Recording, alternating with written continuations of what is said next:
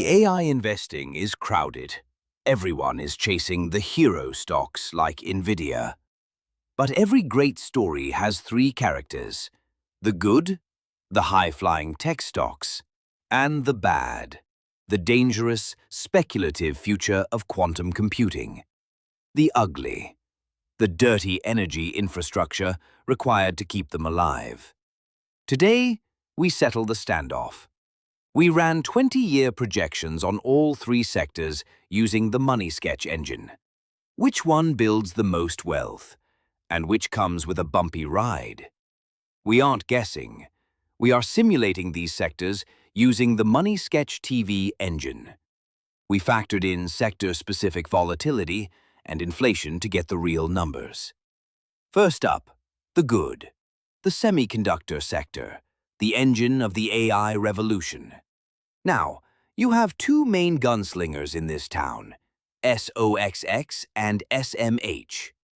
SOXX is the safe bet. It spreads your money across US chipmakers. It's reliable. But in an AI boom, safe means slow. We are choosing SMH. Why?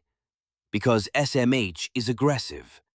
While SOXX caps its winners, SMH lets them run. It holds a massive weighting in Nvidia alone, plus huge stakes in TSMC, the foundry that actually builds the chips. If you believe AI is the future, you don't want safe. You want the shovel sellers.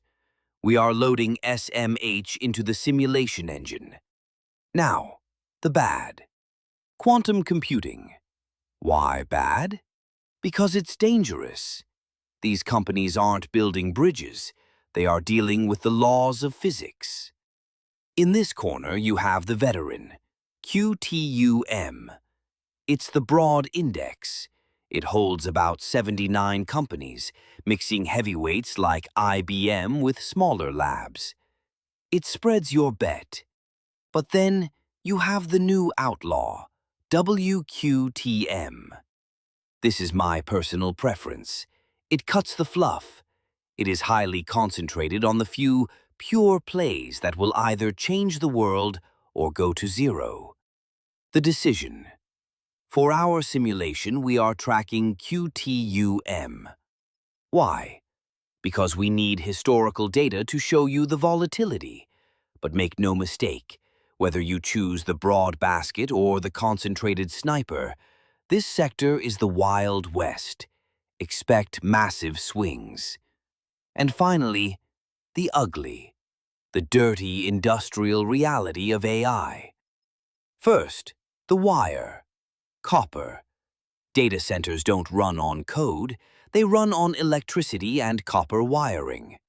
You could buy CPER, which tracks the price of copper metal itself. But that's boring. We are loading COPX into the engine. Why? Because COPX holds the miners. When copper prices rise, miners make exponential profits. It's called operating leverage. We don't just want the metal, we want the companies digging it out of the ground. Second, the fuel, uranium. You have the purest, URNM. It focuses strictly on physical uranium and miners. But we are choosing the heavyweight, URA. Why? Because URA is the titan. It gives you the miners like Cameco, but it also includes the industrial giants building the nuclear components. When the grid expands, you need the fuel and the machinery. URA captures both. It isn't sexy, it's ugly work, but without these two, the AI revolution goes dark. Before we run the numbers, look at the overlap Venn diagram. Chips, mines, and quantum labs. There is virtually zero overlap. Owning all three isn't redundancy. It's a complete supply chain bet. What does Wall Street think for the next 12 months? We checked the TipRank's top analysts' forecasts. SMH analysts are bullish. It's a strong buy with a 20.55% upside. They see the chip rally continuing. QTUM is solid, a moderate buy with nearly 18% upside. Not bad for speculation. But look at the ugly. COPX is flat. Analysts only see a tiny 2.35% gain. Personally, I don't agree. I bet the increase will be much higher. You can't rebuild the grid for AI without copper. URA confirms that thesis. Analysts project a massive 22.54% upside. That is actually higher than the AI chip sector itself. But we don't care about 12 months. We care about 20 years. Let's run the engine. We are simulating a $10,000 investment into each sector. First, we loaded the most recent inputs directly from official fact sheets and verified financial databases. Every number, from taxes to inflation to volatility, is accurate to the decimal. Now, starting with the good. SMH. We locked in a massive 30% price return CAGR based on its recent 10-year history. The result? That $10,000 grows into $1.8 million. But look at the Monte Carlo. The volatility is 27%. That means, in the worst-case scenario, the 5th percentile, you end up with $250,000.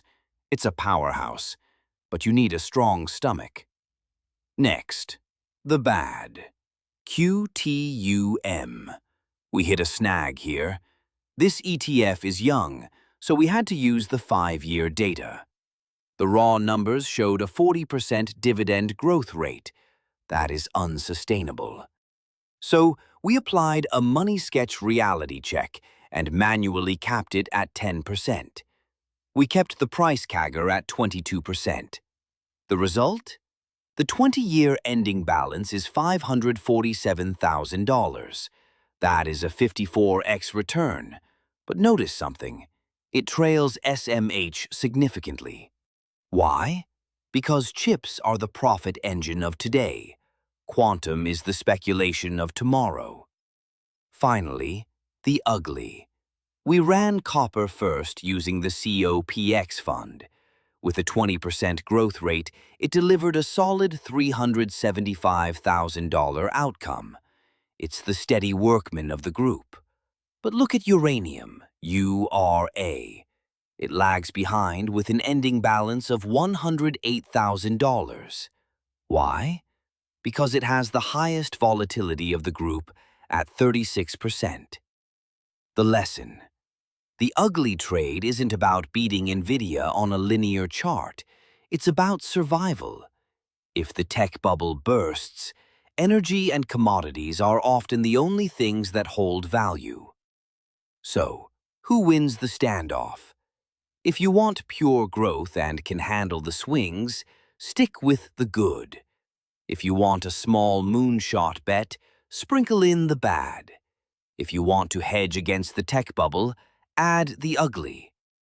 And what if you hold all of them?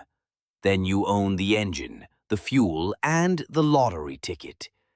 And by the way, if you want to use the same tool used in this video to stress test your portfolio, the link is in the description.